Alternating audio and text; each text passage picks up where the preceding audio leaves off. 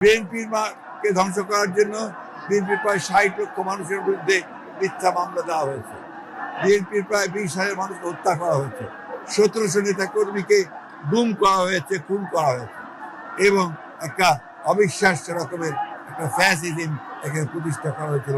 মূল লক্ষ্যই ছিল বিএনপিকে নিশ্চিহ্ন করা। আল্লাহর অশেষ রহমতে জনগণের আন্দোলনের মধ্য দিয়ে, ছাত্রদের আন্দোলনের মধ্য দিয়ে আমরা সেই ভয়াবহ হাসিনা থেকে মুক্ত হতে পেরেছি, ফ্যাসিবাদ থেকে মুক্ত হতে পেরেছি।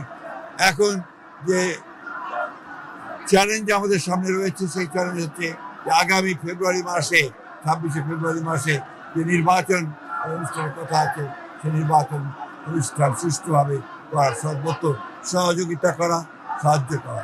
যে সংস্কার প্রস্তাবগুলো নিয়ে এসেছিল, সংস্কার যে আপনার কমিটিগুলো, কমিশনগুলো, সেই সংস্কারগুলো বিএনপি সর্বাত্মক সহযোগিতা করেছে এবং বিএনপির ৩১ দফা কর্মসূচি প্রবর্তনের মধ্যে দিয়ে বাংলাদেশের রাজনীতিতে সম্পূর্ণ আমূল একটি পরিবর্তন আনার ব্যবস্থা করেছে।